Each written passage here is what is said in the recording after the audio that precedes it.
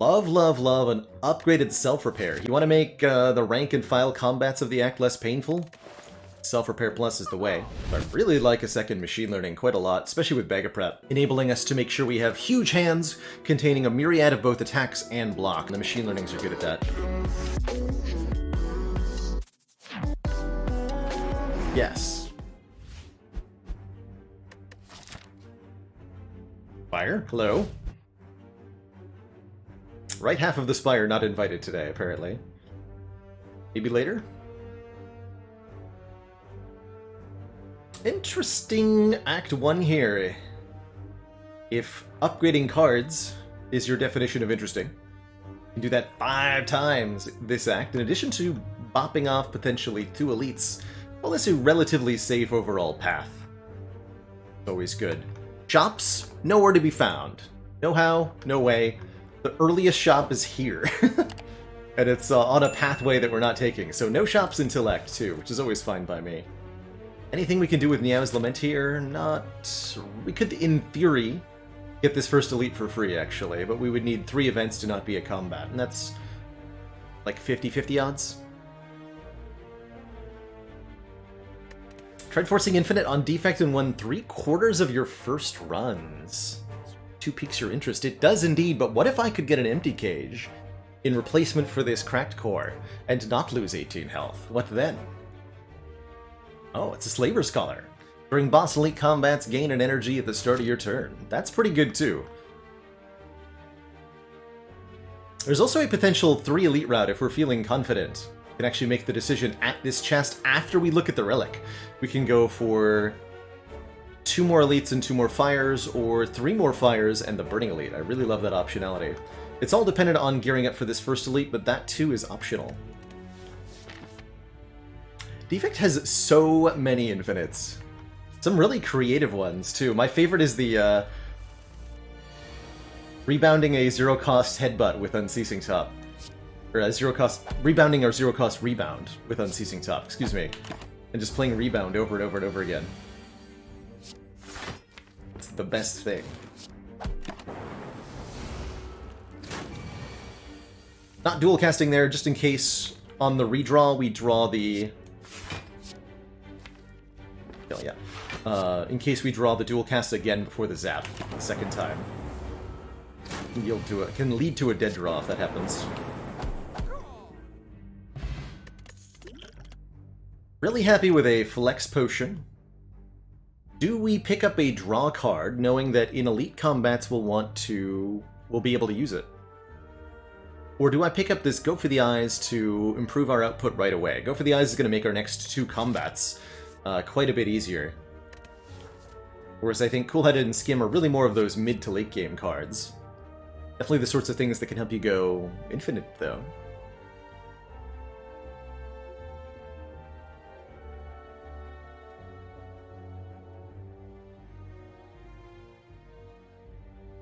Yeah, I have considered that, Kraken, kind of like the how to go infinite in Spire video, essentially covering the topic of you know, what is an infinite combo, why would you want to do it, and what are the ways to assemble an infinite in Slay the Spire. There's a lot of different ways to do it.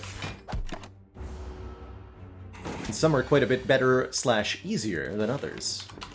Same deal here, I'm going to choose not to dual cast, play the strike instead, because of the chance to redraw it.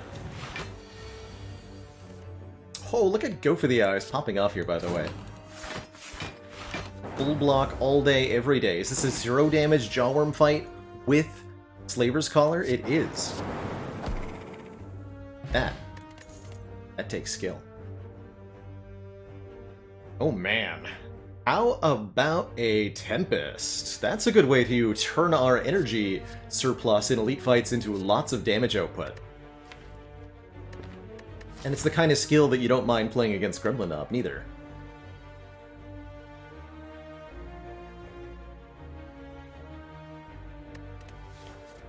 An infinite series, that's right. Bullseye is a pretty good pickup too, being a decent front-loaded attack. 8 damage for 1 energy isn't bad, and the upgrade makes it pretty dang good.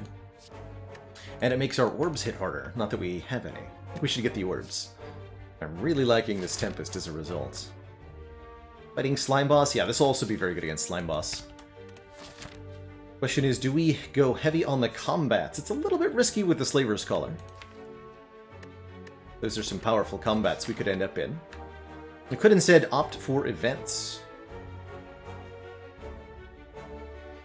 How disgusting is Ball Lightning? It's so good.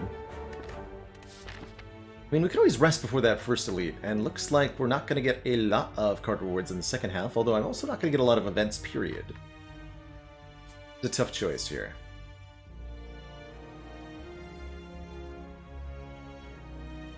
Go for the combats. Ah!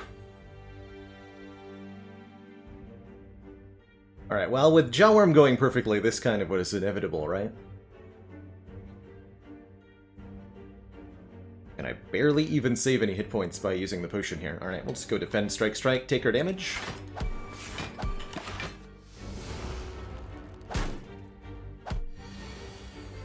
We also, to some extent, accept that taking damage is a necessary part of getting new cards into the deck.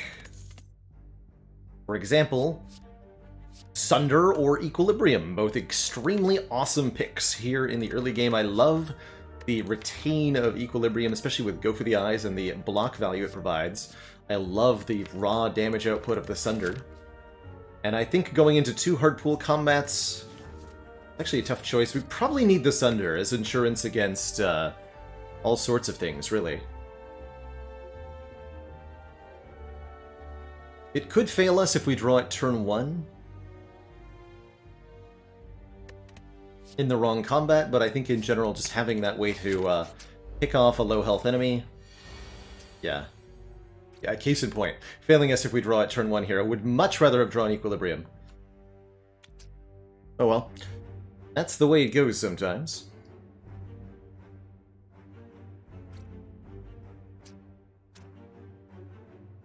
But similarly, were this the 5 Slimes fight or the 4 Gremlins fight, I would have preferred the Sunder to the Equilibrium. Simply the way the dice roll sometimes. It's okay. If we end up having to rest before that first elite, I'm fine with that. Well, I'll use this as an opportunity to deploy some lightning, go defend Tempest, rather than doing anything with Sunder or the Flex Spot. Painful to lose 13 life there, and even more painful to lose more here. We cannot split. Ouch.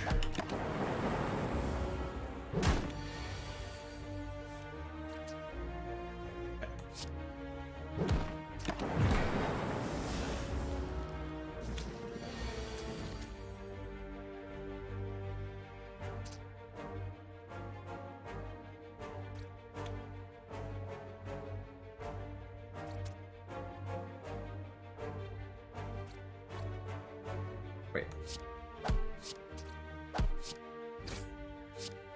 6 plus 9 is 15. Okay. Yeah, that's better.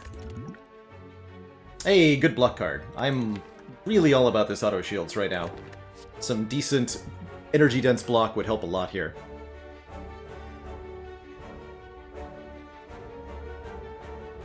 Does the sub counter go up if you opt out of the announcement? I actually do not know how that works. I'm going to be honest with you. I have no idea.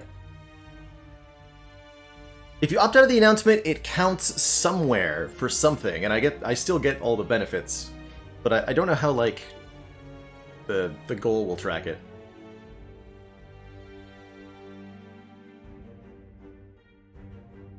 By the way, Raven 3010, thank you so much for the tier 1 and the 5 months.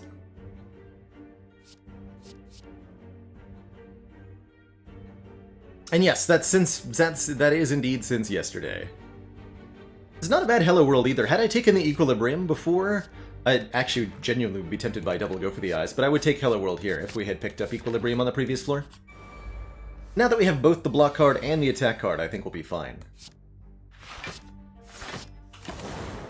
Again, another situation where I would have rather drawn the Equilibrium. Ouch. Dang it.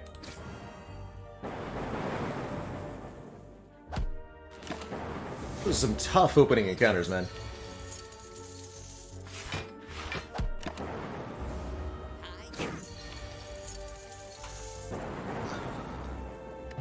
But, ooh, I think our deck is in a good place overall.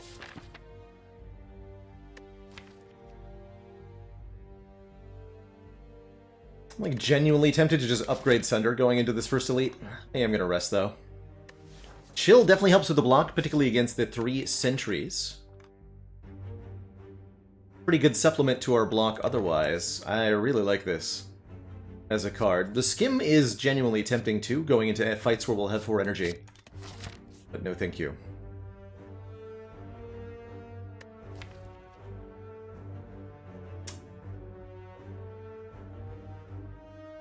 So if I upgrade Sunder...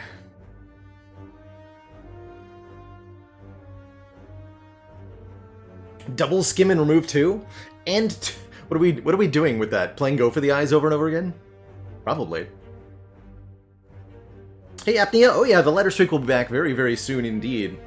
With some multicolored action for a Rainbow Ladder return. Gotta sort a couple things out for that. But yes, hopefully this week the Ladder Streak will return. That's right, Jedit. No votes about potassium, or sorry, no jokes about potassium oxide, and no jokes about Absolute Zero. Neither of those are okay. But yeah, how often do we perish against the Elite if I upgrade Sunder first? I think we can save some hit points, potentially, by doing that.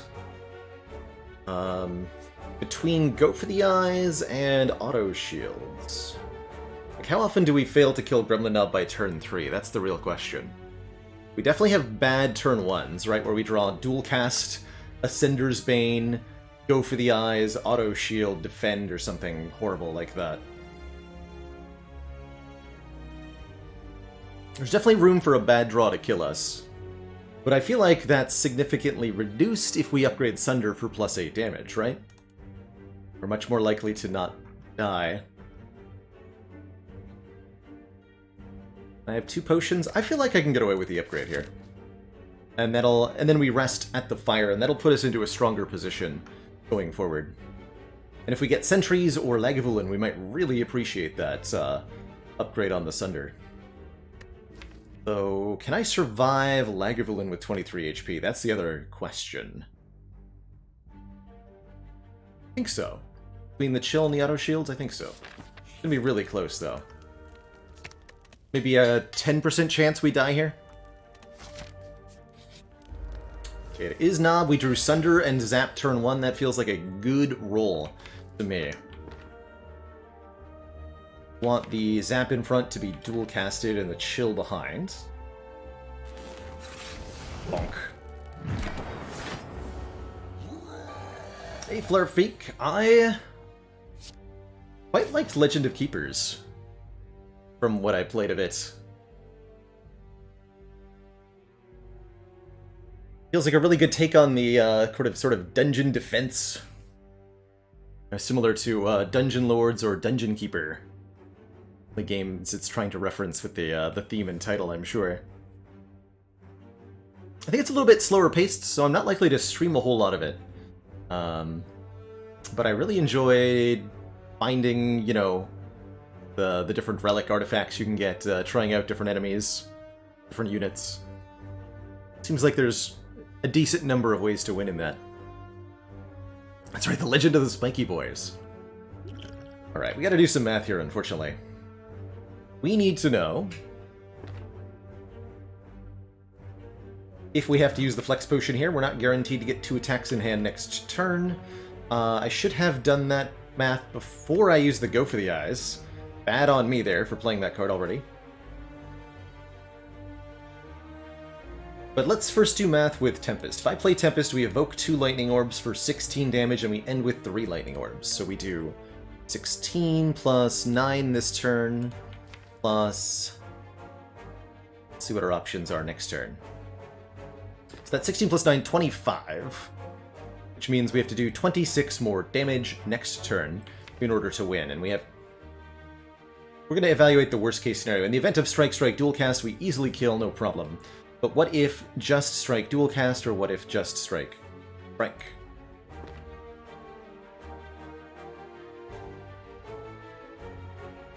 Strike Dual Cast would be, of course, 6 damage plus 16. Dual casting plus another 6 at the end of the turn. That's a total of 53 damage. We're there. Yes, so we get a kill no matter what with Tempest, and no potions used. And I'll note that that's only true because someone upgraded Sunder. We would be looking at having to use one of these potions, or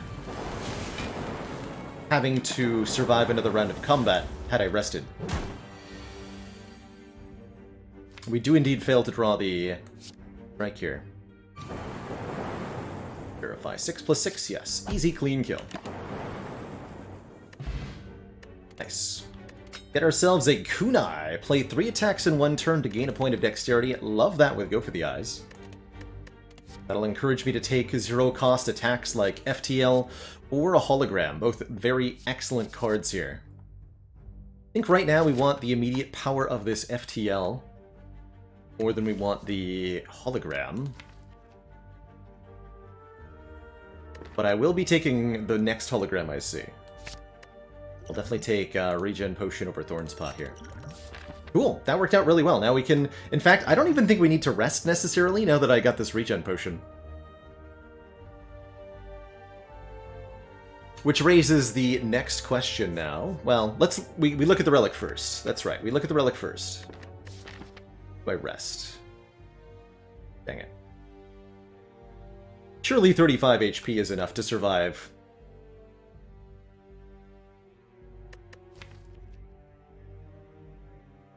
Right?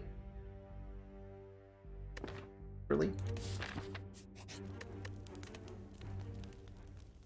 Surely. Tempted to upgrade Chill, actually, for the turn 1 Blancitude. Sets us up really well for sentries in particular, but also any of the really nasty encounters in the hard pool. Innate Chill will be very, very good for. Yeah, it's going to be a hard pool hallway fight. We know it can't be either the single thief, and it can't be whoever else brutalized me earlier. We could get like Jawworm Slime or something really gnarly. Although that's not too bad with a Sunder Plus, quite honestly. And 2 Frost Orbs. I actually really like this Innate Chill for the next couple of fights, if I'm planning on not resting right now. So let's do it. It's really tempting to just get the raw numerical upgrade on something like Tempest, or Go for the Eyes is a pretty good upgrade here. Auto Shield's pretty good upgrade here. If we're lucky, we'll be able to... Ooh, oh, that helps so much against Slime Boss. If we're lucky, we'll be able to get several more things upgraded by the end of the act. So, we go left, we get 1 more upgrade, and we get our green key. We go right, we get more money and another relic and another card reward. What do we do? What do I think about Zap and dual cast upgrades in general? Once you start adding card draw, they're, I mean, really good, generally speaking. I tend to feel the same way about all of the, except for Silence, starting cards, which is that you should either upgrade them or remove them. And that's definitely how I feel about Zap, in particular. Either upgrade it or remove it, but don't pay 1 energy for 1 Lightning Orb. If you've got the better option.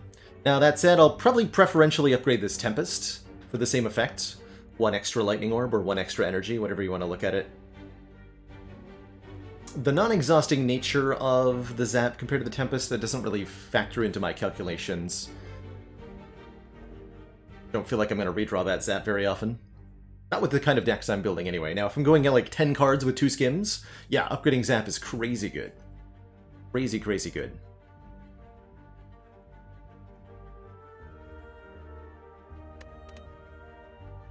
Able to grab... I think it's a good idea to grab the green key when you can. It can really punish you if you don't. So let's get it. Get it. Pretty happy about that upgraded Chill in this moment. I don't want to use the Regen Potion here, because this fight's going to be over very quickly.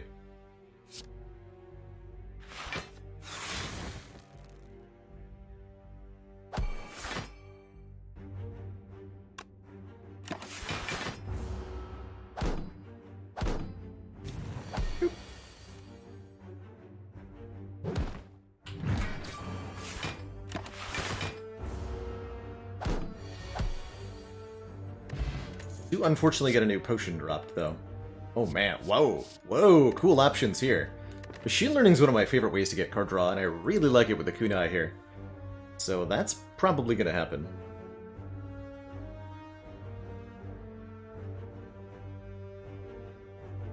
Tired after a long day of fighting.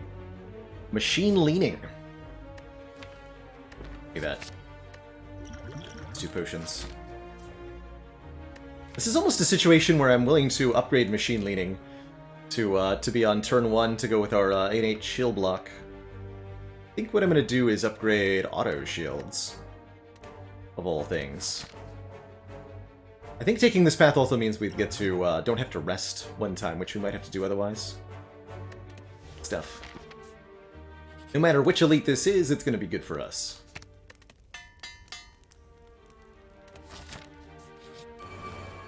Max health sentries, no problem. No problem at all.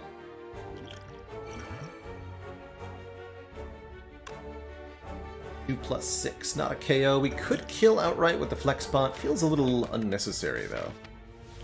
Bad for Slime Boss.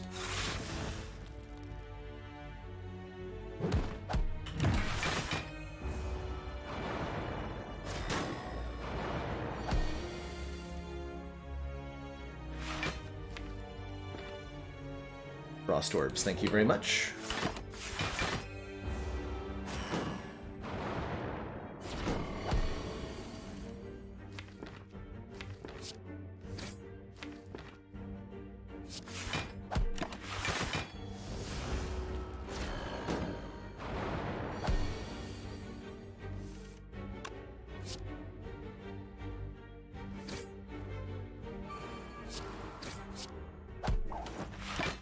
Value.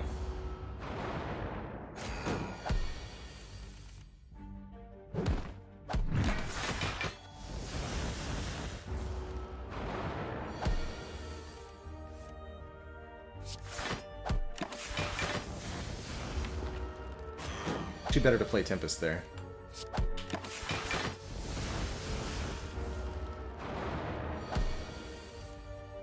Definitely patted the crap out of Hourglass's stats. 6 damage per turn, huh?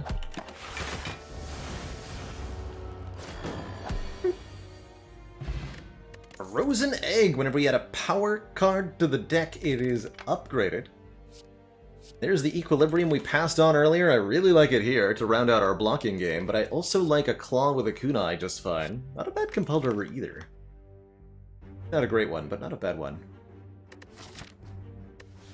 I'm gonna take the Equilibrium here. Retain is nice, especially with Sunder and Go for the Eyes. I'm going to be upgrading Go for the Eyes in a moment. Take that.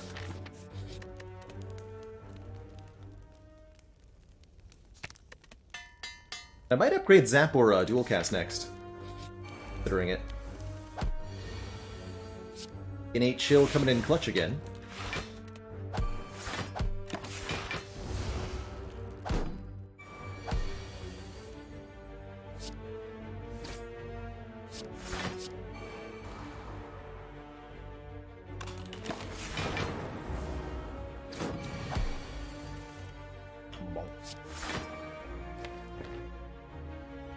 Killing next turn, right? Very easy fight.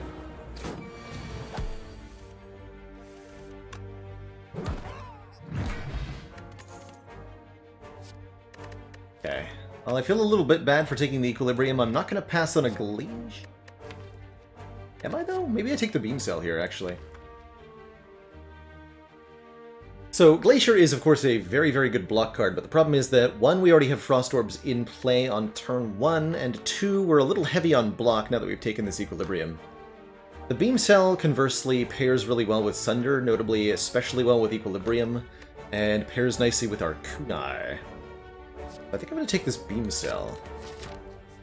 Also better against Slime Boss, and I'm definitely going to upgrade this Beam Cell. Not at all afraid of Slime Boss here. Between the Slaver's Collar and, of course, the raw power of Mercury Hourglass ticking away for several damage per turn, I think we'll be just fine.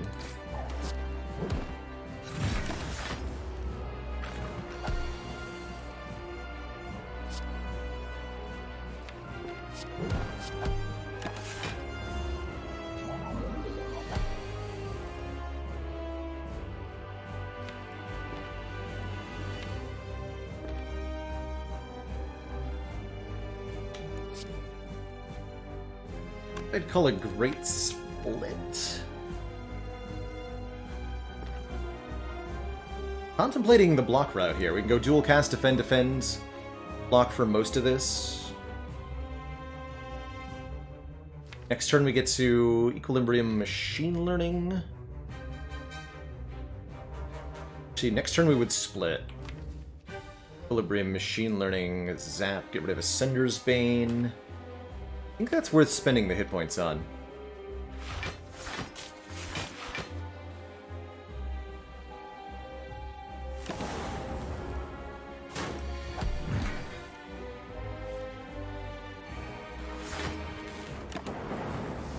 So it's a bad split overall, but we end up with a great draw pile here, fortunately. That said, I'm worried enough in this particular moment that I think I'm going to use the Flex Potion to deal lethal damage to Spike Slime right now. Or as close to lethal as I can get.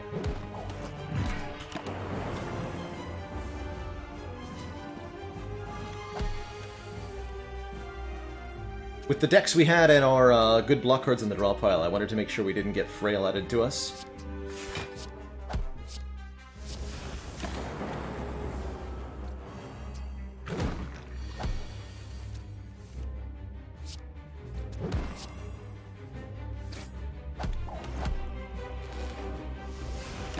Yeah, Panthiron, feel free to send seeds to Zizzy or myself even directly on Discord. You can also post them in the Spire Mods and Challenge Runs section of the Discord. A good place for them.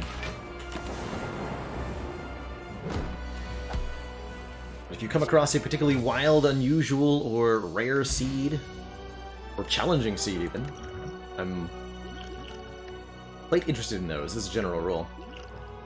Alright, Focus Potion get. The Frozen Egg almost certainly going to be offering us at least one upgraded card here. Could even be 3. It's 2.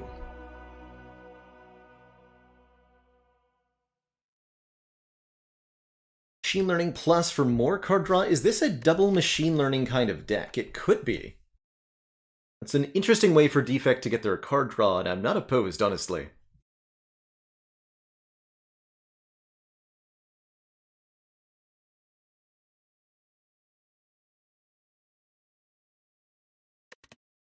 Or the Core Surge, which I think is just pretty good damage overall, so our front-loaded kind of deck appreciates it.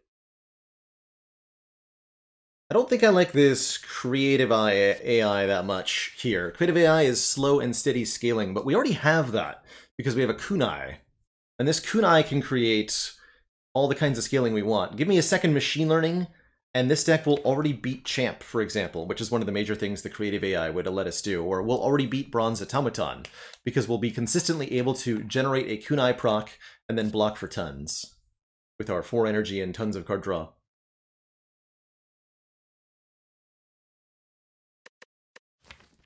But I think in the shorter combats of Act 2, Core Surge will serve us much better. Blocking vulnerable from Chosen, blocking vulnerable from the Mushroom in the Shelled Parasite Mushroom fight, blocking Frail in various occasions, and just doing the front-loaded damage that we need. I think I need this Core Surge more than I need the unfortunately upgraded power cards, so I'm going to take it here. Oh boy. Well, I'm not going to take a Busted Crown this early. Generally speaking, not a good idea. More energy in regular fights sure would be nice. I'm not opposed to a Curse Key here. This is losing out on 1 removal, essentially. We have to take a Curse when we open a non-boss chest, and then we probably have to skip 1 or more chests. Or extra Relics from Elites, giving me an additional relic whenever we kill an elite foe. We're well positioned to take Black Star with Slaver's Collar already. We're well positioned to take Black Star with...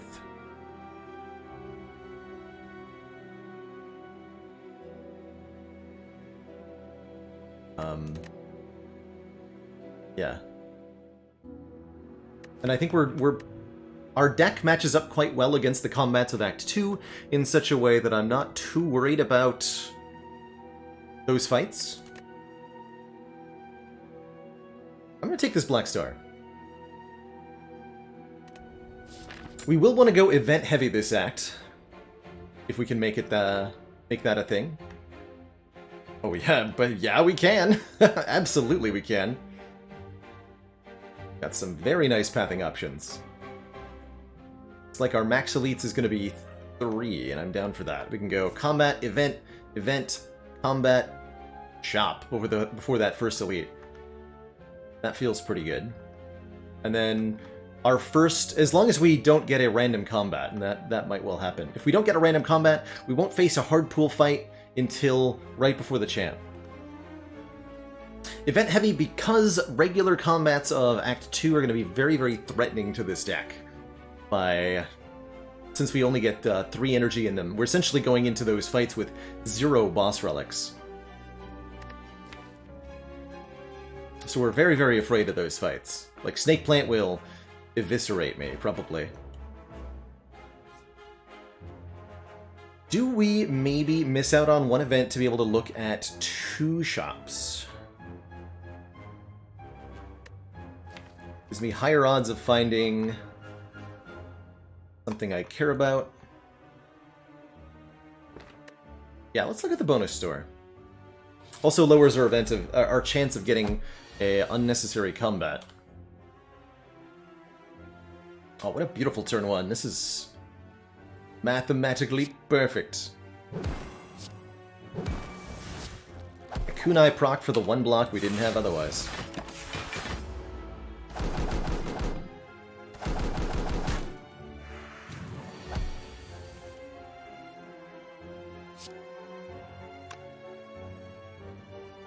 +6 is full block. Die next turn, keep the go for the eyes.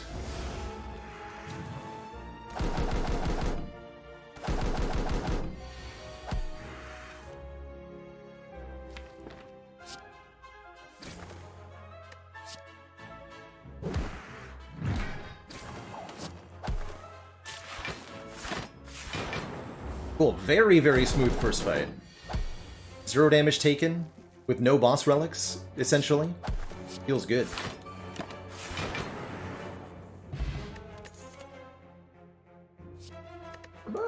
Question mark. Plays well with Tempest. Not bad with Equilibrium. Not bad with Machine Learning. Could actually take another Beam Cell and feel pretty okay about that. That improves our kunai capabilities. And our damage output in general. I think that's actually a really good idea. Just one more unupgraded Beam Cell here.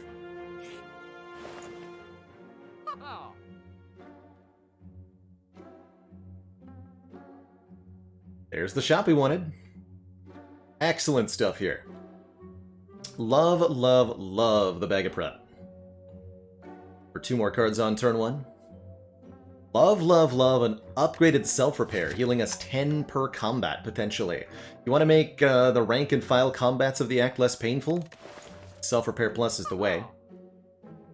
There's Overclock and Medical Kit together. That's kind of cool, letting us play our own status cards. And to draw cards in exchange for statuses. Dramatic Entrance would pair kind of nicely with the Bag of Prep. Card removal's good. Can I go Bag of Prep, Self-Repair, Card Remove? I sure can.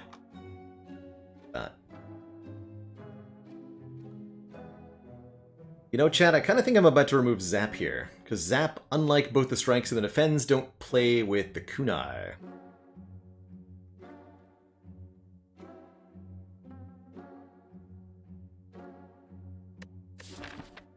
Only problem here is that I'm not going to have any money left for the next shot. But I guess that's fine. I guess that means I'll wait on the removal until that shop, since I am going... Or wait, I don't have to go there, though. Okay. Probably willingly go into a hard pool fight. Over... Now that we have Bag of Prep, especially, over going to an empty store, but we'll see. Nope. Nope, nope, nope, nope, nope. This is a giant trap. I like this event a lot. In an abandoned temple, you find a giant book open, riddled with cryptic writings. For 21 of our hit points, we could obtain a book relic here, one of 3. Necronomicon, which would let us double our first 2-cost card that gets played. Sunder Necro would be amazingly good. 3 powers on turn 1 with the Enchiridion, also really good. Or Nilri's Codex, letting us look at one of 3 cards each turn, pretty helpful as well. But that upfront cost of 21 hit points, I would be very concerned means we die at the elite fight here. I don't think we have enough health to spend 21 here. Even with this self-repair. I don't think we have what it takes. Now, it's possible that the relic we get saves us more HP than it costs very quickly. But it's certainly possible that it doesn't do that. Yeah, just self-repair perfectly in 2 hard pool Act 2 combats with 3 energy, no problem. No, I'm gonna leave that book where it is, unfortunately. Force Surge helping in this fight by blocking Frail. One of the reasons we took it.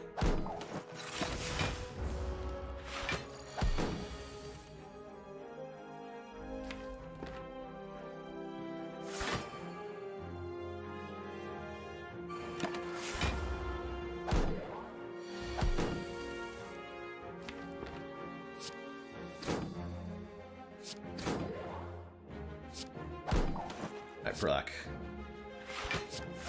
We'll get that self-repair in play. I believe.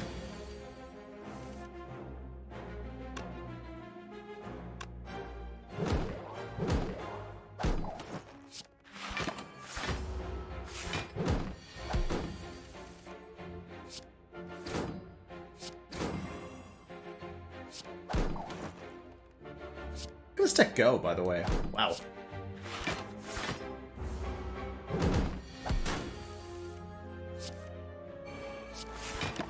Maybe I should have taken the relic.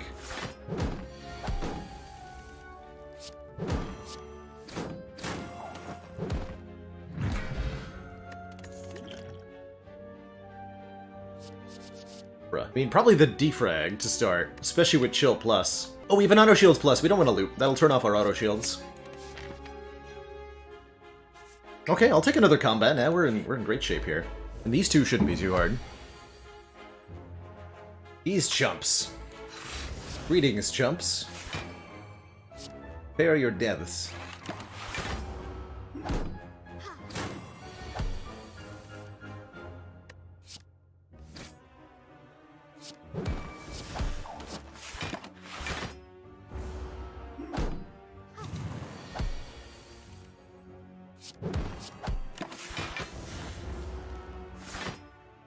It shows the book is never bad.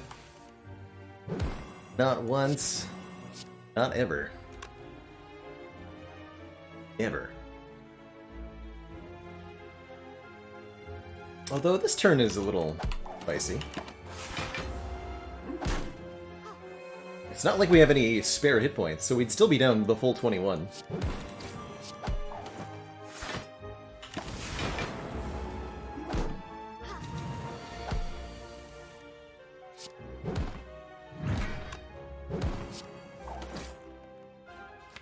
Wait, did I math wrong? Brain told me Sender did not kill. I think I missed that.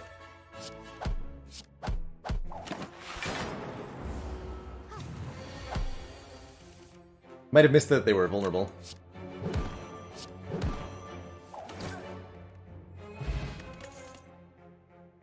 And Cold Snap plus 9 damage. Channels of Frost Orb for lots of block. Activates Kunai. Yeah.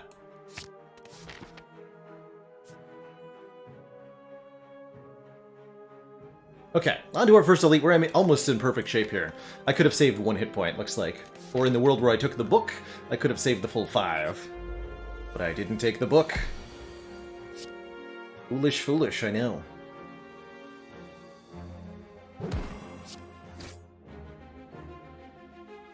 Okay. Deeper turn. Looks like we're going to use at least one of the focus potions here. I'm going to go strike, self-repair, defend.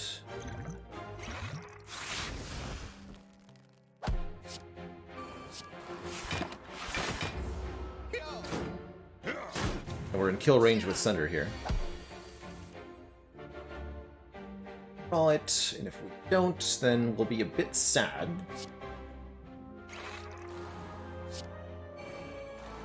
He'll die next turn at least. Let's see how much damage we take. 8, 9 is 25. We have 25 block. Oh wait, that's not how math works. 18 plus 9 is 27.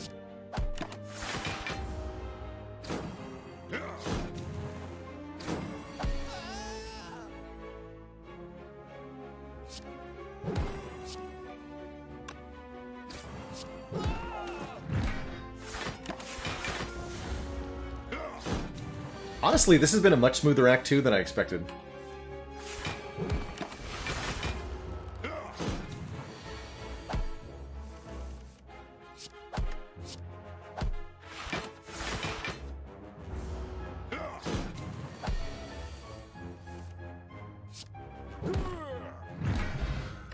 Oh wow, and it gets even smoother. Gold-plated cables causes our rightmost orb to trigger its passive 1 extra time. That's going to be a lot of block, since we always have a frost orb in the right slot. And we're offered an upgraded charge battery, which is pretty dang good kunai fuel, if I do say so myself. I'll take that. We're going to be starting to remove defense soon here. With all these premium block cards.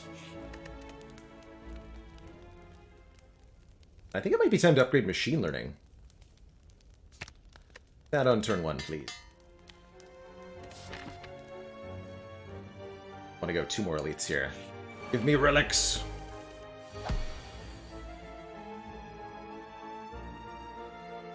Auto shields? No, fortunately the gold-plated cables activate at the end of your turn, so they don't interfere with our auto shields.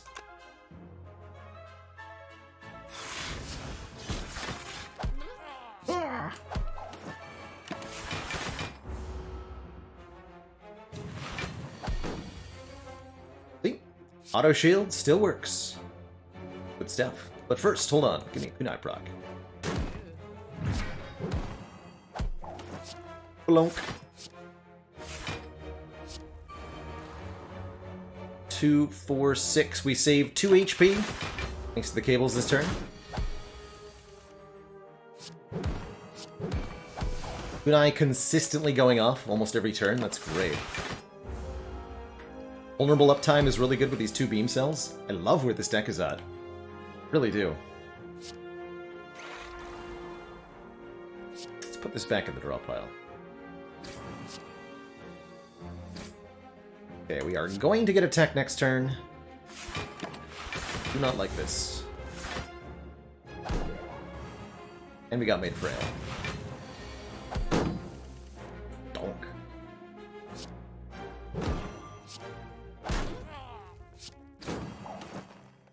So,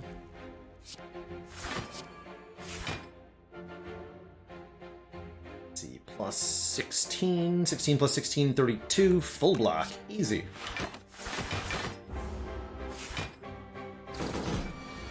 We played Tempest against Nob, Killian Go, and it made the difference there. Tempest has proven itself to me.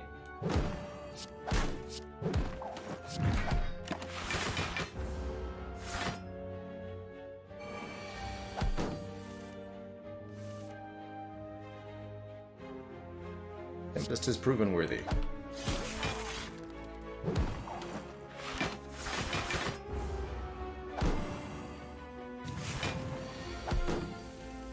Attacking me again? How foolish.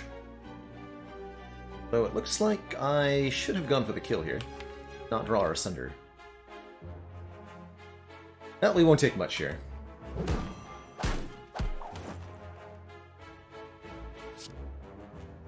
Really?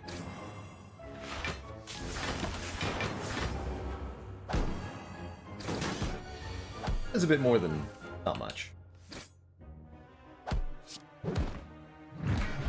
Teleport a little at the end. Juzu bracelet, tiny chests. I mean, actually, wait. Relevant to my interests, kind of. The synergy? The synergy. That's really funny. They're both gonna go off 3 times. I mean, normally I don't like either of these at all, but, you know, not bad. Not bad. Does make me glad I did not take the cursed key, that's for sure. Do we want a Heatsinks Plus? Currently we have 3 powers. And a Black Star? Yeah, I'll do that. I mean, we're gonna find the mummy hand, right? It's gonna happen. It's gonna happen. Dreamcatcher, probably not because of self-repair. We'll take the blue key now.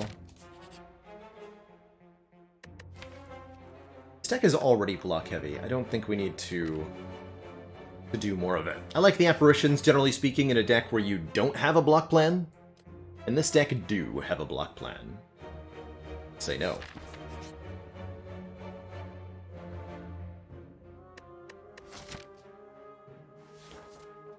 HP go down to 26. Take that deal. Bites? Oh, hey, here we go. Okay, so we're at low health. We don't lose any current health for taking bites. We have all 4 of our strikes still intact. And we have a kunai. I think this is the perfect opportunity to take bites.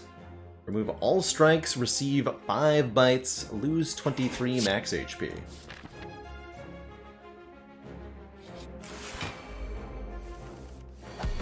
That's perfect.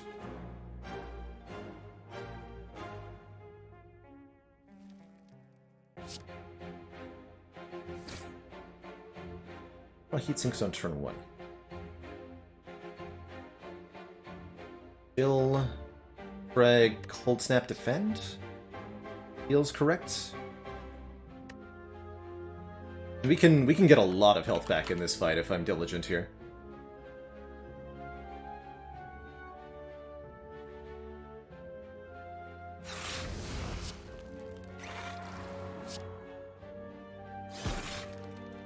Saves 5, or we get this in play. Given my ability to regenerate HP learning down here. Take the 5. And I will plan on biting my way back to life. Already 16 passive block, right?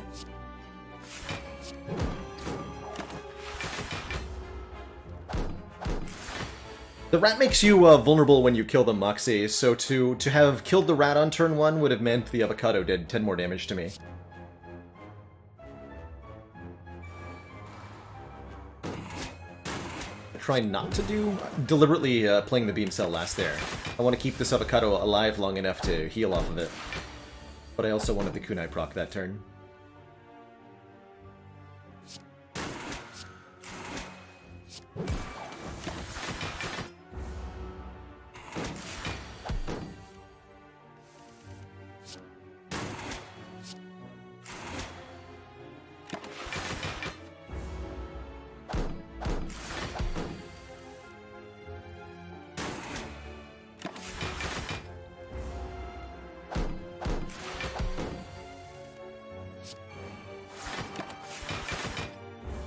Yeah, I think getting rid of Tempest would have been a good idea, especially if we can do it without actually channeling a Lightning Orb.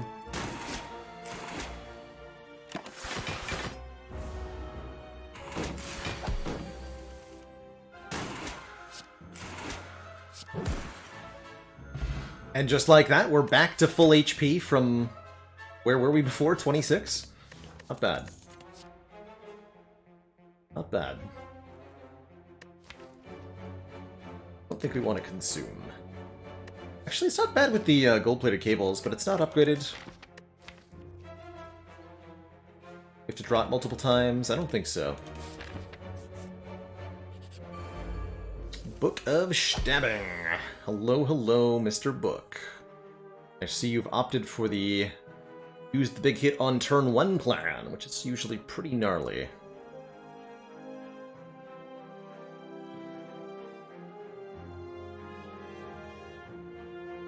I'm gonna draw a bunch of cards here.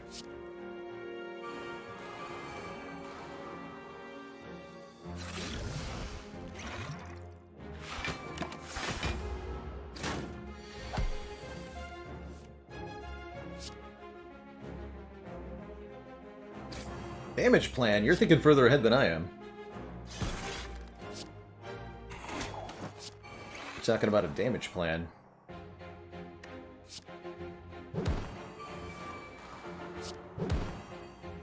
I actually do want the Tempest. Our damage plan is blocking.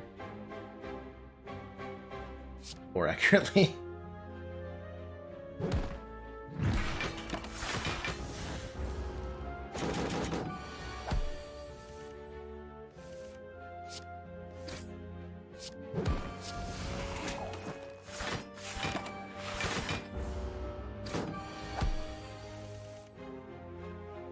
And here's Tempest. Good.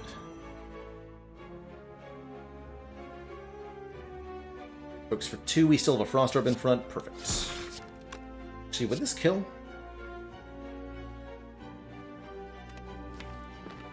Let's see. This will be 4 orbs with 4 points of focus. The Lightning Orb evokes for 12. So we do 12 plus 7 times 4.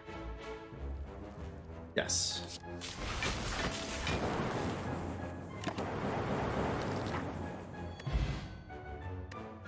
Not bad. The Courier gives us a discount at the Merchant, and the Dead Branch means we start to get really silly from here. Any card that exhausts will now add a random new card into our hand, notably our Chill Plus and our Core Surge. And that's, yes, you saw it correctly, another upgraded defrag added to the deck. Excellent. Excellent.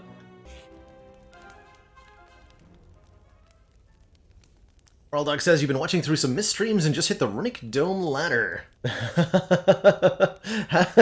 So you're popping now back into We Have Intense. Wait, you can see what the enemies are doing. Good stuff.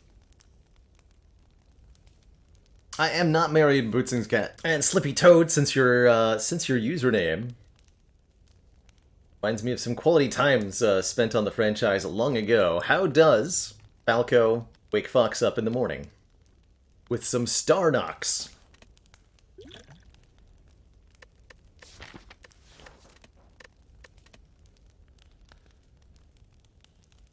Do we go for another beam cell upgrade? At this point, actually, we have more candidates for upgrading.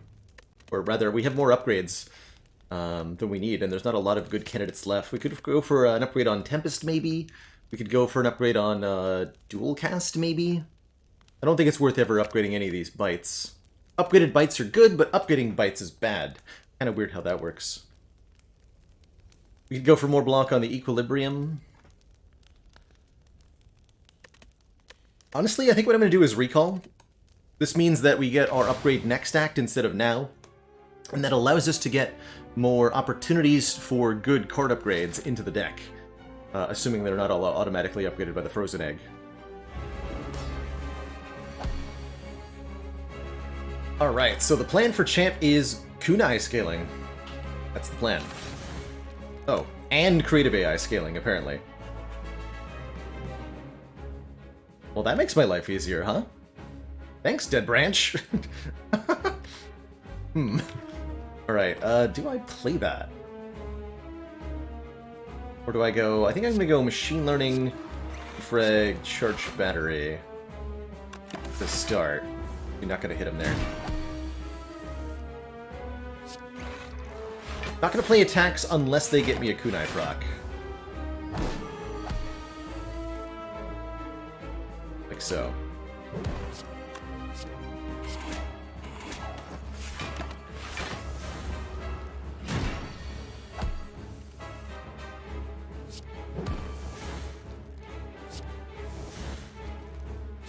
Bonus Sunder.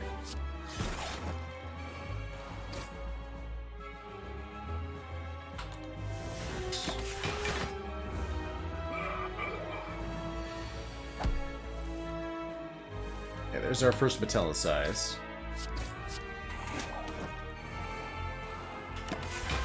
Play that Creative AI eventually, right?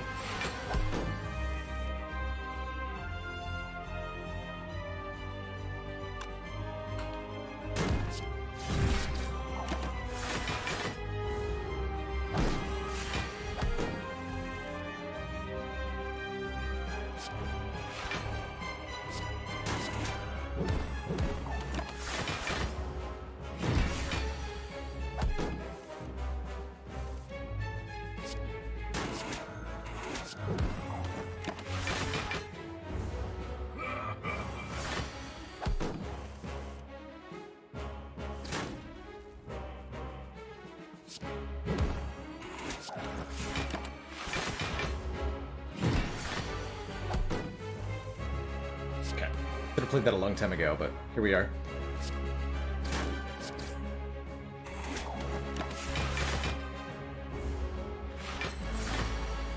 And Kainor, thank you so much for that Prime sub and the 11 months. And you're enjoying the content and have to keep supporting. And Laureate, thank you so much for the Prime sub and the 2 months. So glad you're enjoying the roguelite action on the channel. Definitely a favorite. Something I'm happy to play over and over again. Wonderful, wonderful genre. So, Champ starts doing stuff when he falls below half HP here. Let's just keep generating cards for a minute. Some more machine learnings. Perfect. It'll be go time very shortly. And Tony Cheese, thank you so much for the 6 months and the Prime sub. Prime Subtacular. Alright, it's go time, it's go time.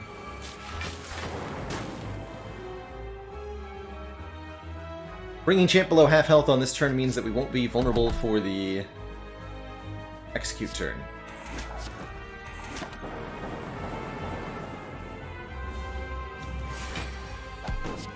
So no debuffs. Gonna keep that go for the eyes with equilibrium here.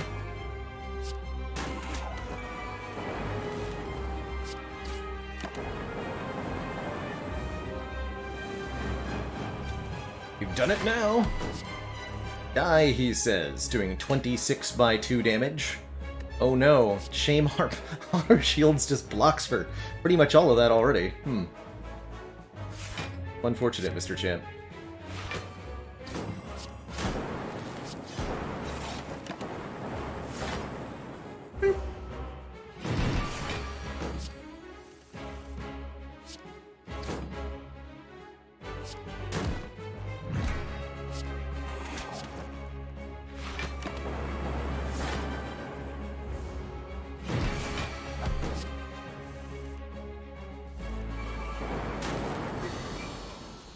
Gee.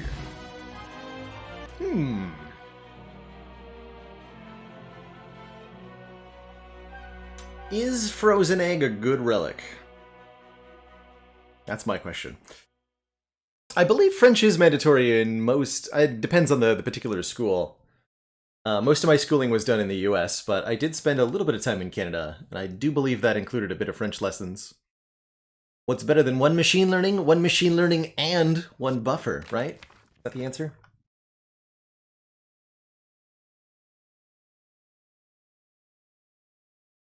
Seven cards a turn is pretty damn good for this deck. I really like a second machine learning quite a lot, especially with Bag of Prep. Getting Electro for some AoE feels a little almost unnecessary. Feel like we're not having a hard time against Reptomancer as it is. Or Buffer, which can help against big hits of all sorts. Really good against Giant Head, who I don't feel like we need help against. Really good against... well, anybody we need to buy time when we're setting up against, I suppose. I'll take the second machine learning. So why make an exception for the machine learning here? And the answer is a couple-fold. One, the large draw of the machine learning really enables us to use the kunai well, and that's actually a huge portion of the reason behind why I like the machine learnings here, is they form a core strategy for this deck with kunai, enabling us to make sure we have huge hands containing a myriad of both attacks and blocks. We have to have both in hand every turn for that to work out well, and the machine learnings are good at that. 2, we already have the guaranteed turn 1 block from the chill, and because they're upgraded thanks to Frozen Egg, we're getting them on turn 1, so we're forming a 3 guaranteed draws on turn 1, guaranteed turn 1 scaling, which I quite like. This inserter has got to be the easiest take ever, question mark? That'll basically solve our endgame by scaling up our orbs as well as our attacks. And the only potential issue is short-term stuff. Not a bad empty cage. I'm totally down to remove defends, and 1 defend, 1 bite would be good removals, honestly. Pretty free coffee dripper overall, too, if we want to go up to more energy, and we do. Actually, these are all really good options.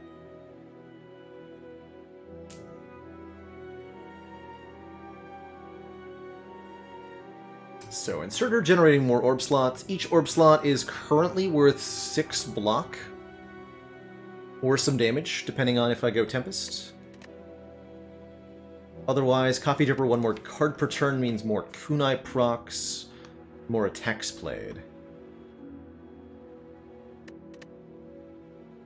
Hey, sorry about that background noise, there's some landscaping going on outside I have no control over. I think actually the Dripper goes really well here, with double machine learning. Choices. Yeah, and we have Dead Branch, which also speaks to getting additional energy online. But I like the orb slots. It's fine. We'll just get a runic capacitor in the store. Okay, 3 elites this act is the max, and what we'll go for. I visit 2 shops. I'd like to because of the Smiling Mask. I can't if I want to go to 3 elites, so we'll go to this one. If I go to either of these 2 stores, I don't get 3 elites. Okay.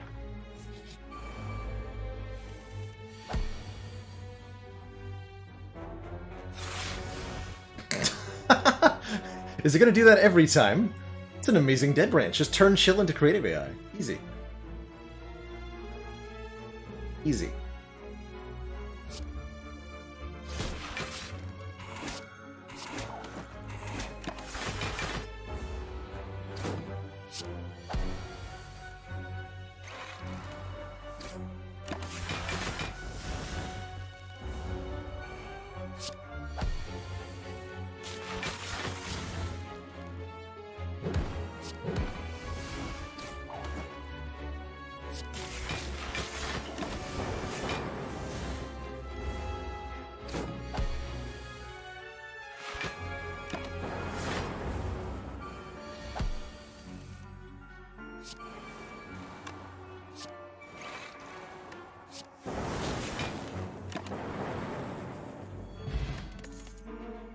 Too much healing now.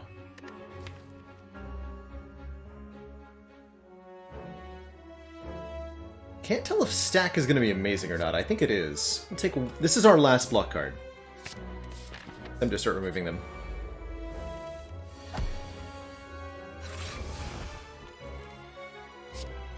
I mean, Bias Cog's even better than Creative AI in this instance, so good work.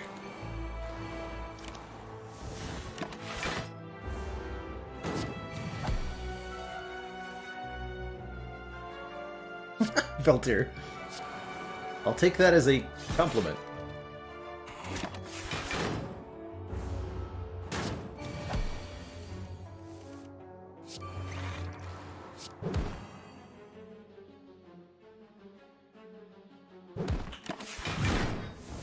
Lose a little bit here, but self-repair.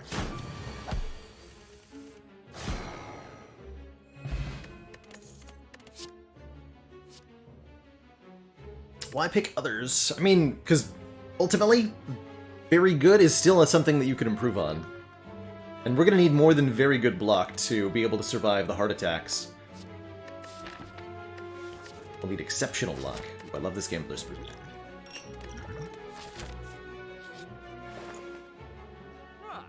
Awful is here. I don't mind bronze scales one bit. This deck looks like it could use a little bit of assistance in the heart damage capacity. Bronze scales definitely gets us in that direction. Max HP is good for heart survivability as well. Static Discharge, an interesting option. Don't think I want that. We value our Frost Orbs quite a bit, and we don't actually generate them very well.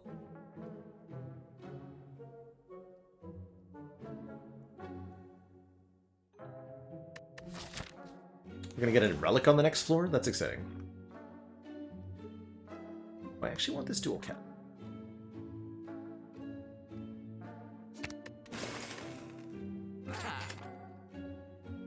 Centennial Puzzle. First time you lose health each combat, draw 3. More card draw. Hard to go wrong with more card draw. Be able to do better. Out thingy! Alright. Turn 1 Blanc, very, very good for these double machine learnings. Excellent news.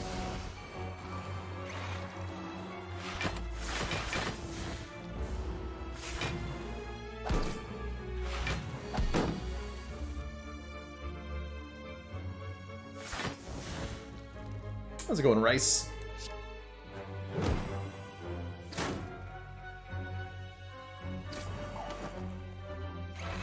It's supposed to be heat sinks first, wasn't it? It was. Okay.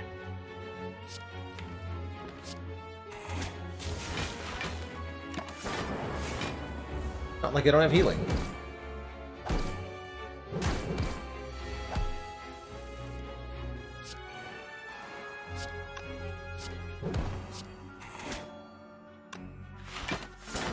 Hello to me, Bob. Thank you so much for the Prime sub. Welcome to the Council, and thank you for that stream support. Yeah.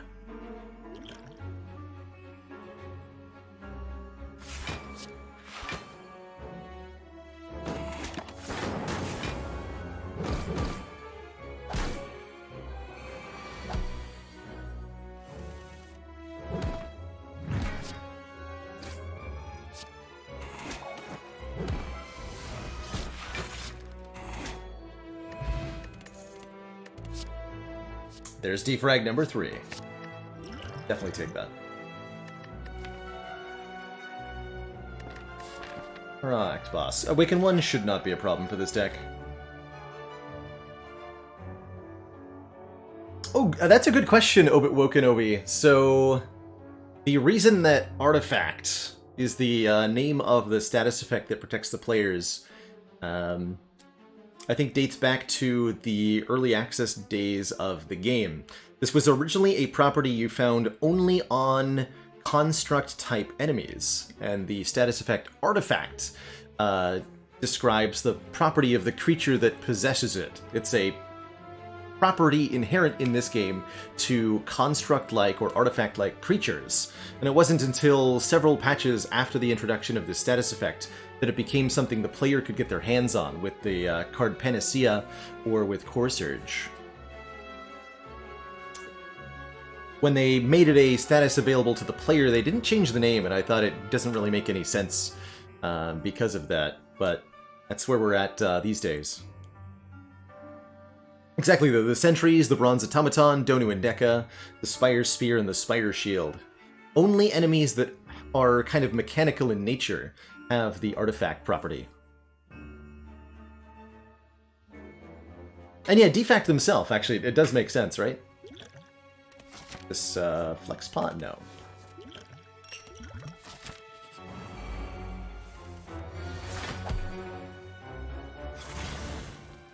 Triple machine learning, let's go.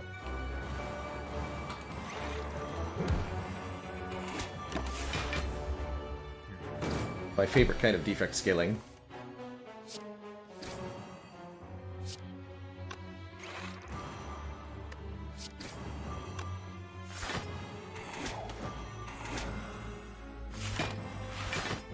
to optimize for a little bit more damage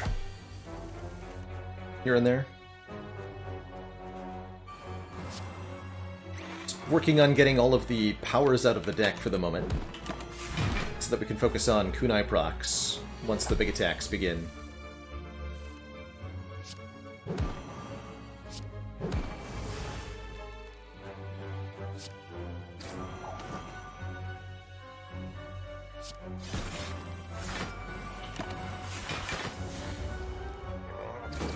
Buffer's pretty nice.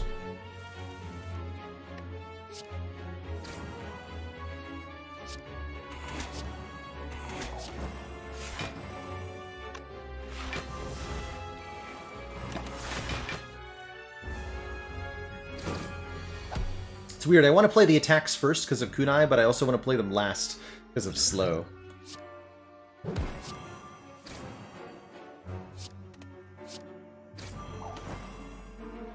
Stack is its own thing, right?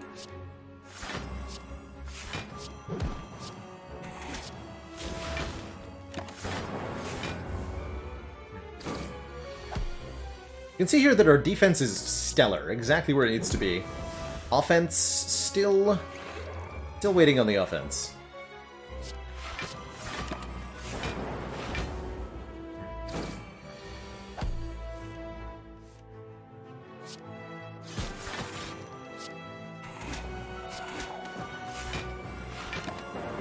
Block that.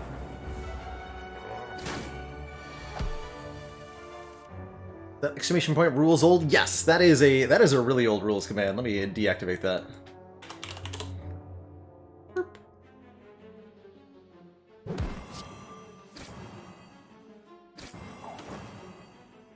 Double auto shields. Revaluing.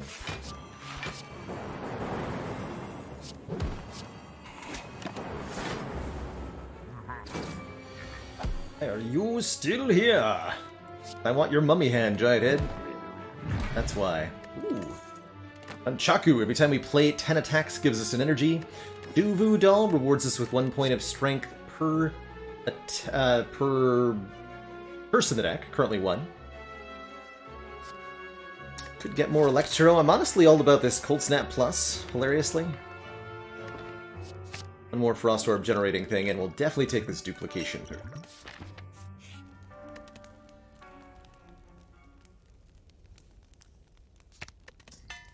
We'll max out the Vuln up time. Want to be going to rest sites if possible to avoid, though. Like we have to go to one more. Burn 89 gold for the red mask. We'll pass. We can buy a better relic with that. Happy Flower, even more energy. Between Nunchaku, Happy Flower, this deck's gonna have plenty of energy now.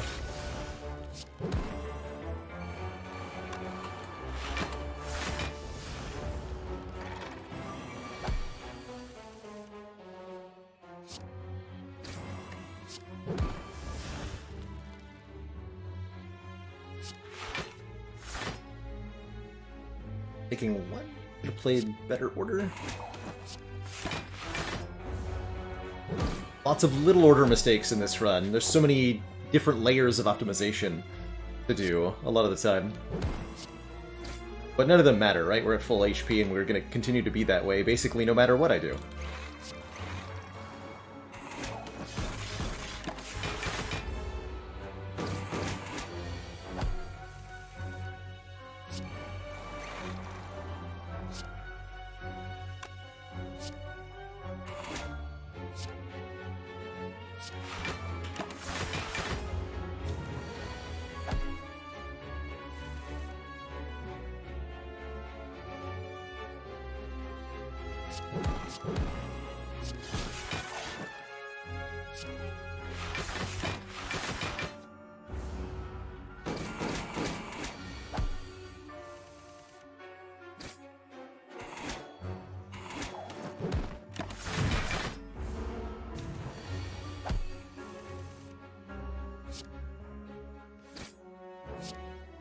And starting to feel a little bit the impact of our relative lack of damage output here. This is 32 block.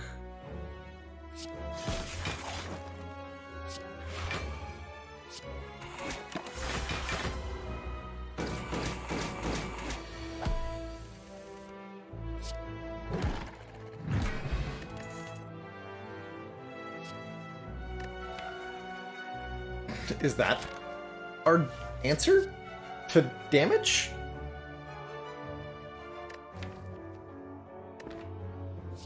Alright. Take a Streamline Plus. It'll get cheaper. We're going to be able to play it multiple times with this much card draw. And it helps with the kunai.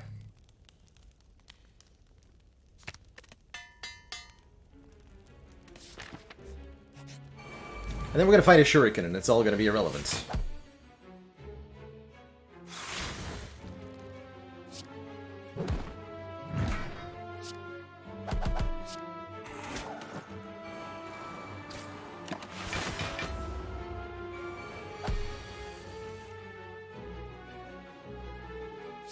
He kills a dagger, too. That's good.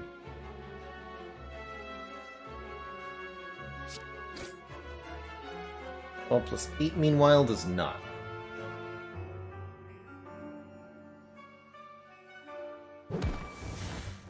Ah. What's it do? Funds the energy cost. So blocking for 8. Block card here. Perfect.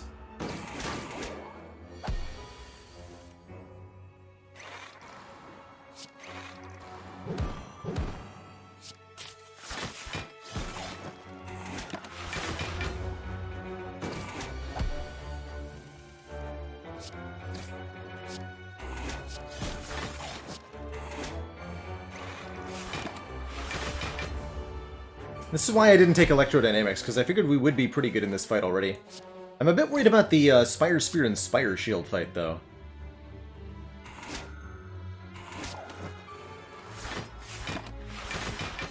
That is not a fight where low damage output is going to be very acceptable to us, you know? Is this lethal? It's 3. Yeah, that looks...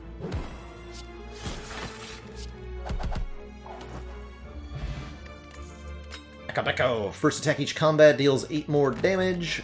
Potion belt for more potion slots. Very good.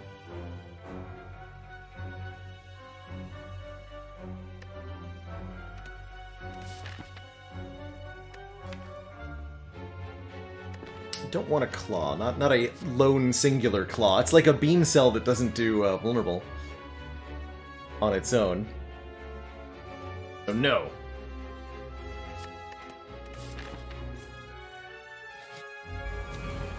Hey, Ivy Blade, welcome back to the land of functioning internet. Fuck that silly nonsense.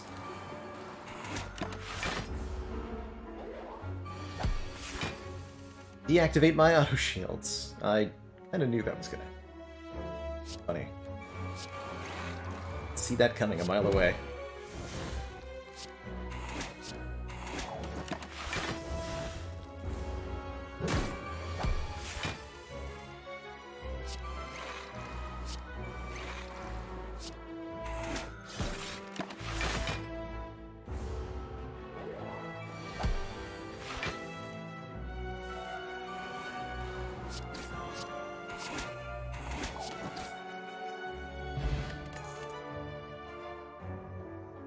We don't have enough frost generation for Blizzard to be good. Melter could be a little bit of a supplementary damage. Or multicast, which is mostly just a block mech. Taking none of the... Actually, no. I'm going to take Melter because we need the help in the Spire Shield fight, actually. And we're bad at that fight specifically.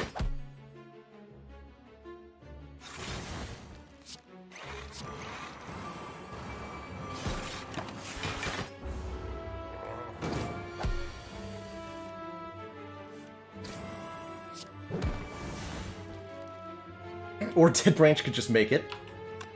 And I would feel like a fool.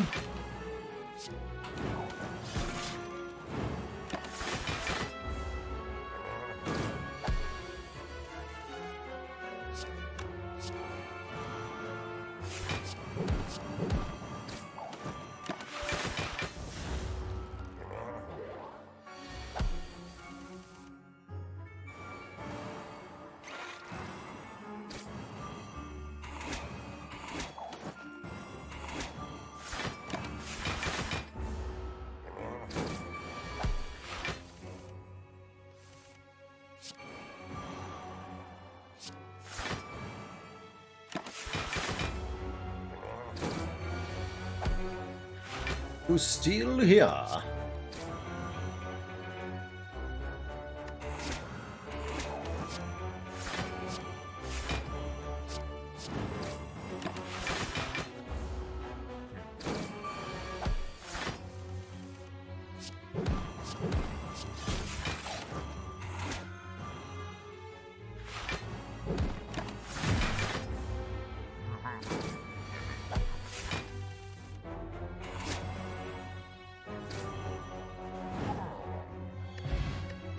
Okay, Blood Vial does basically nothing. Might heal us 2 going into Heart. Or Paint will get 2 random skill upgrades, hitting our Tempest, notably. And I could add, like, Compiled River, but I don't think I will.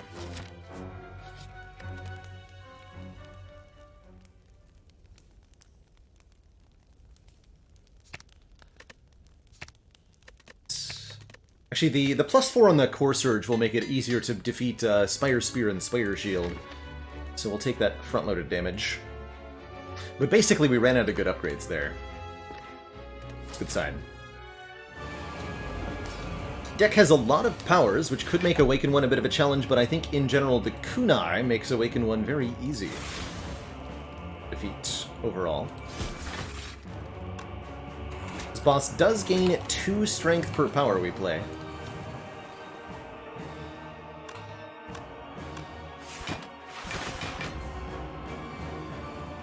Unfortunately, we have persistent weaken with our 1 go for the eye. There's only one go for the eyes? Our 1 go for the eyes.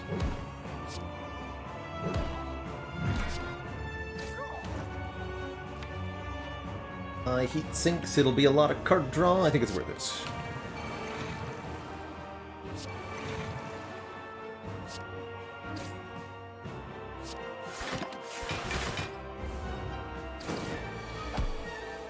Times 4, huh?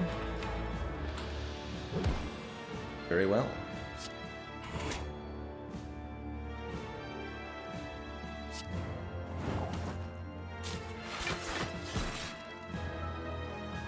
Four. Yeah, a little bit of damage. Not bad though for the first multi-attack with no weaken down.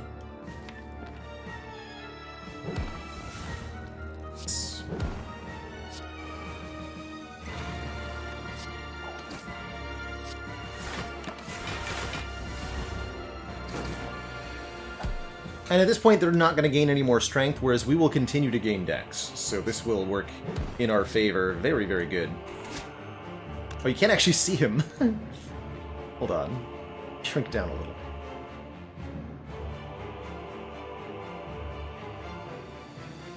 But, like... it's definitely a problem if you can't see his Strunkitude.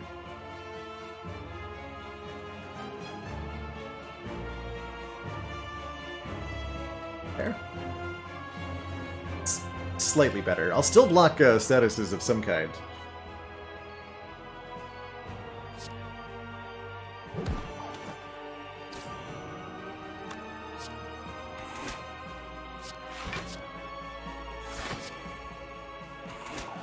Is that... looks like I'm a little bit smooshed here. Am I? We'll call it good for now. Yeah, the resolution got a little bit hecked there. Hold on. If I try to fix that, it's going to break it way harder, so I'll fix it after the run.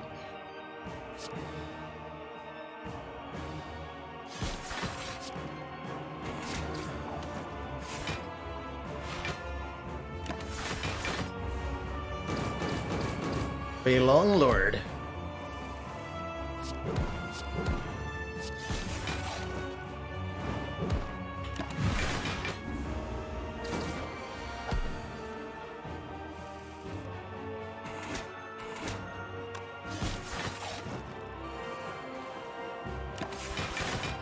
Search battery there.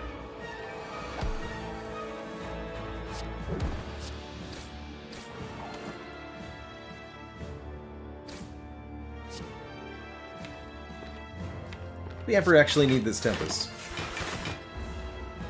No, this blue bar below me I cannot move at the moment. There's stuff that goes into that.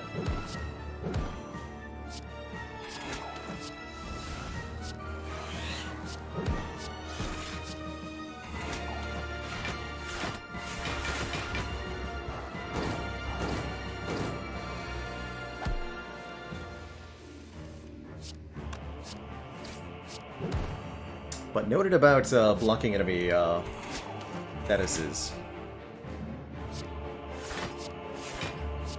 Now it's time for lightning.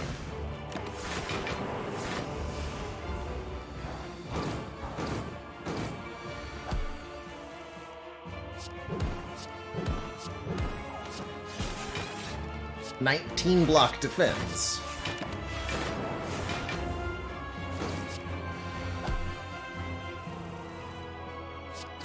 We're gonna be at over 100 decks from Kunai by the end of this run.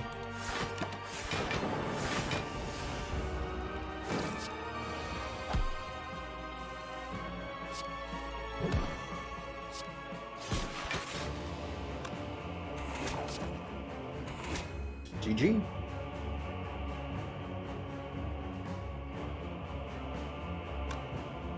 I think I like Heavy Flower on 1 here. Not that I have a choice. Alright, 1 boss down, no problem. Awaken 1 there. Who's next? It's the Time Eater. Gaining strength every time we play 10 cards. Or 12 cards, excuse me.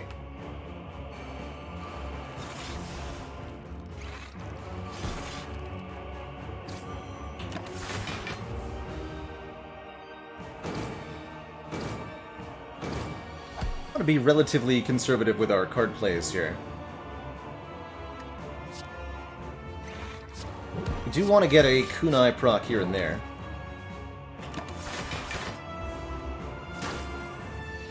We don't want to play too many cards.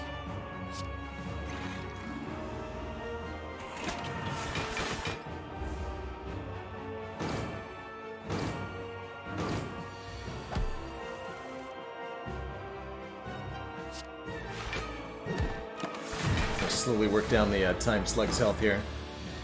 Thorns and Hourglass, even though they don't seem like they're doing a lot, they will help very significantly through this fight.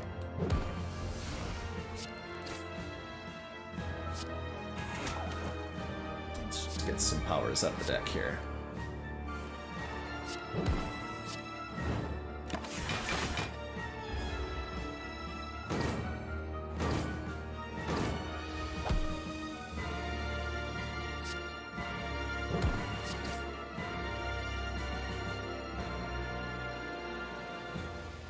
A little bit here.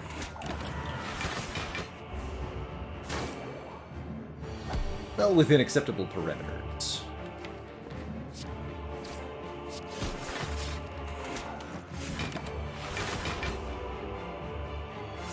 Foolish fool. Wait, what? Time Eater, what happened to your speech bubble? Hello? Have I ever seen that before? I don't think so. The small talking. Why are you making small talk at me, Time Eater? We're here to fight.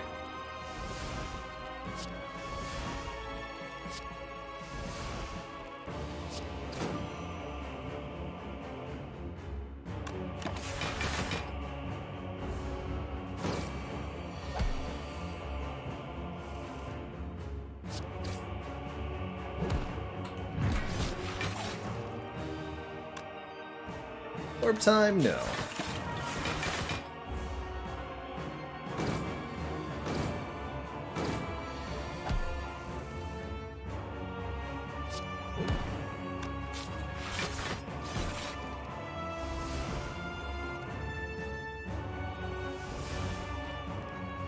Nice.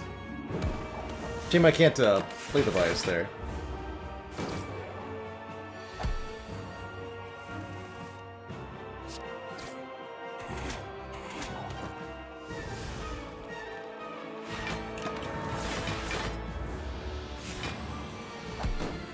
"24 times 3.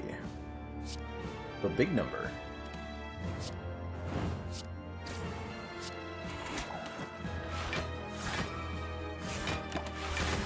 Easy.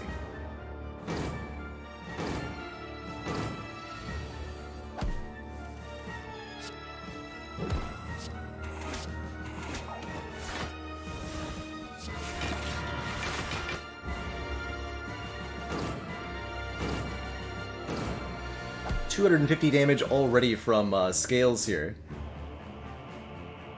600 from the hourglass, dang.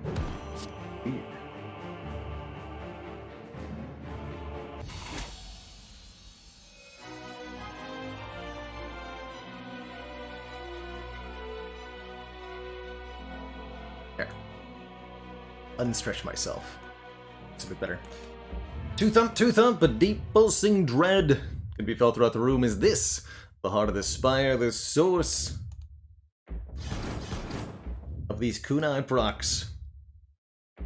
We visit the far future of 2099, where everything is cool, and we've learned how to party again. Score that many points.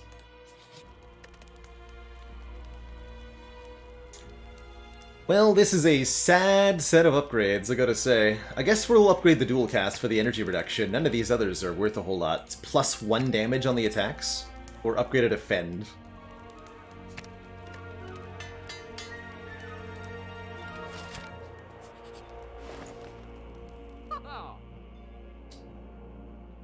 Said I'd buy a runic capacitor, and so shall it be. Yeah, it'll be, Whoosh. Perfect.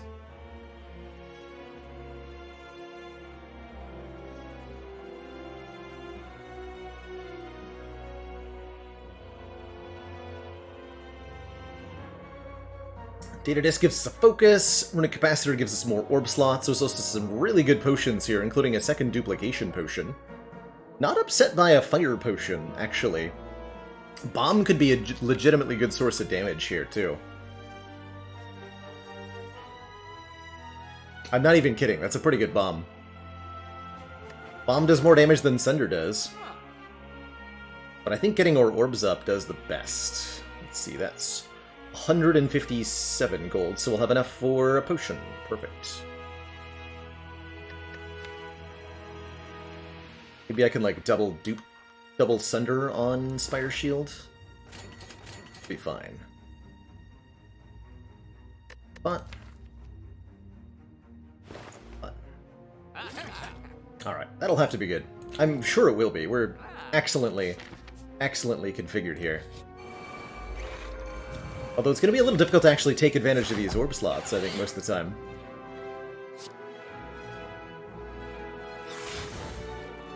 There, we're going to put the damage into the shield first. Shield has a much lower HP total, and that's going to make a big difference when it comes to how easily we can KO them.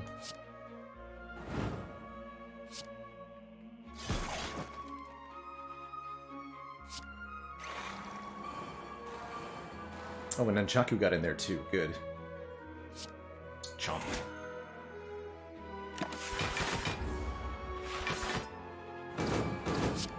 Shame we drew Melter on turn 1, but what can you do? This looks pretty good overall. We could Gambler's Brew here to get rid of some of this stuff. But we're mostly taking nothing here between Defragment, Equilibrium, Cold Snap. Right, if we go... This is now blocking 35, plus 17. We take a little bit, but not more than we heal.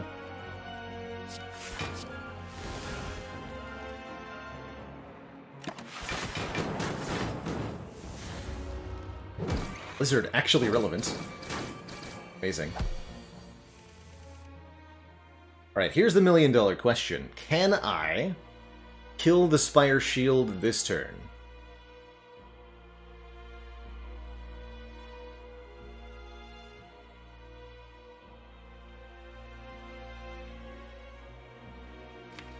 Get one draw off of FTL here.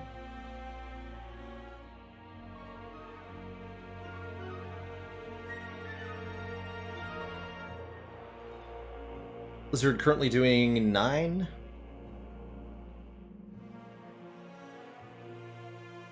And it's okay if the answer is that I have to use a Duke Pot. Just check something here. If we... Self-Repair does not draw, because I did not play the Heat Sinks yet. Still in the draw pile.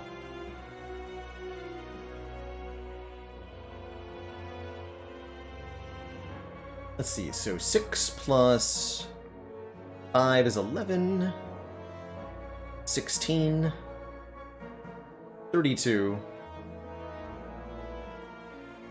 40, 48, 57.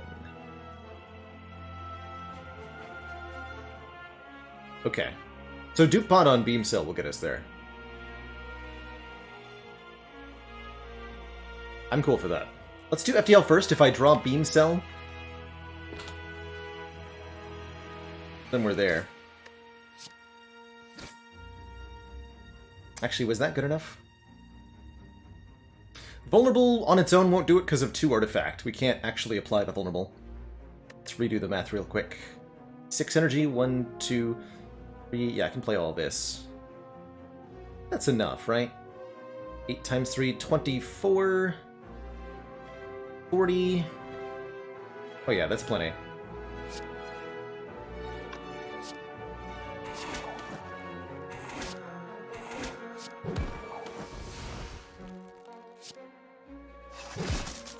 Just barely.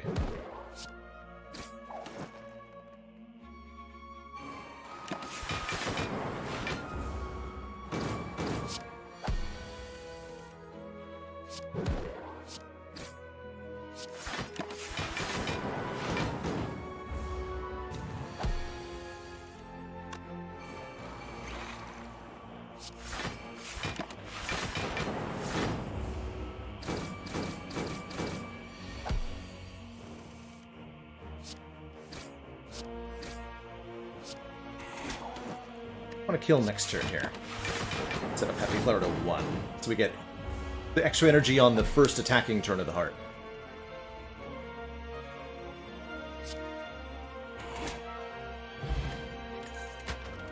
White Beast statue from the final enemies? Of course.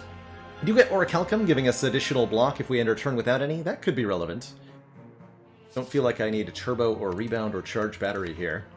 I'd say we're going on into the heart fight with full health, 4 good potions. Some pretty good overall odds.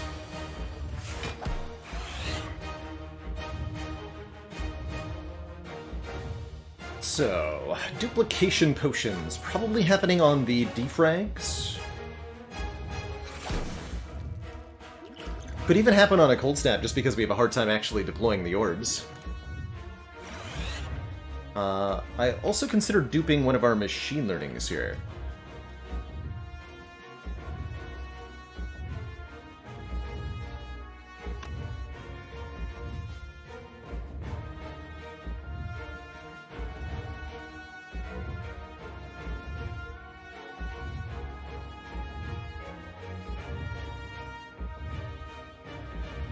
Going to end up taking a little bit of damage this turn. Unfortunate that our Go for the Eyes was in our opening hand. We have no way to get that back into our... Unless I get Equilibrium, maybe. Only 1 Equilibrium in the draw pile, though.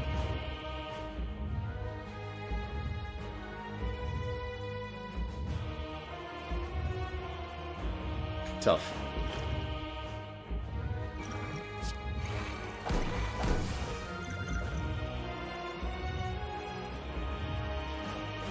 Contemplating holding the other one for a Dead Branch card. I'm gonna do that.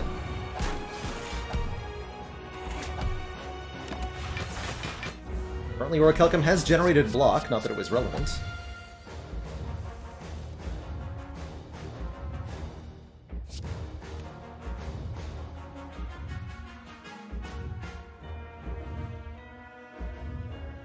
Strongly considering Duke Pot Cold Snap.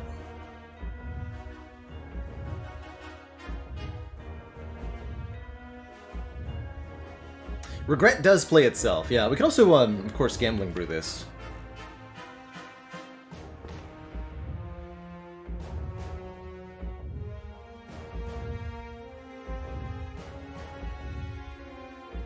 We're gonna play this.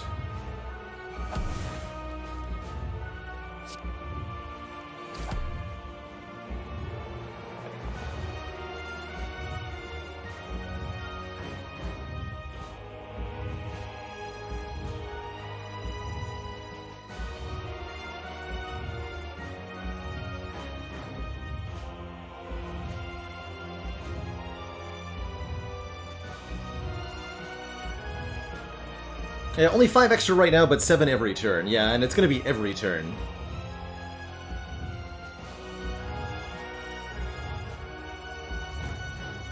We'll actually get quite a bit of passive luck at the end of the turn here. I think I'm not playing this dual cast. Go like Beam Cell, Cold Snap, Streamline, Bite, Tempest?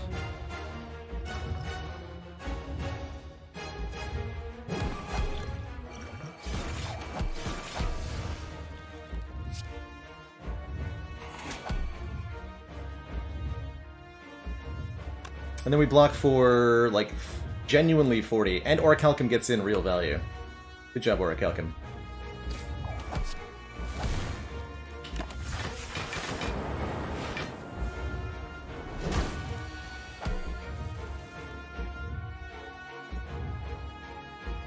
A little spicy, but got it.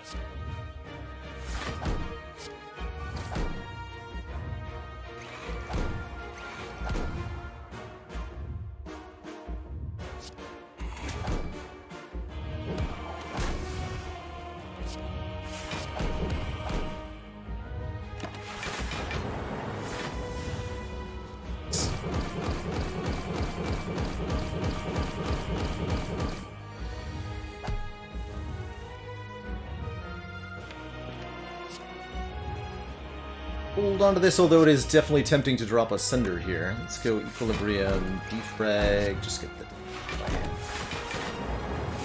3 Lightning Orbs are going to contribute a lot. So this is already 60 block. Time to focus on our damage.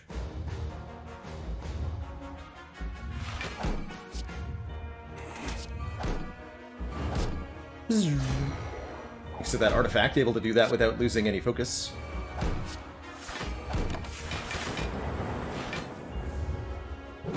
Bronze Scales chipping away. Looks like we're in really good shape here. We can survive for a long time.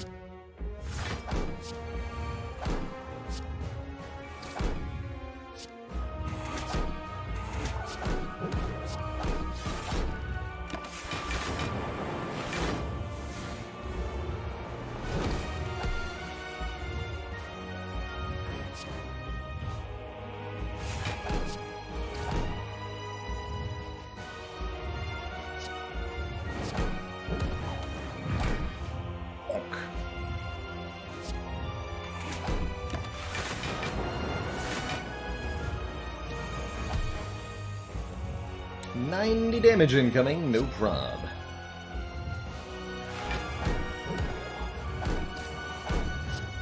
Streamline chipping in.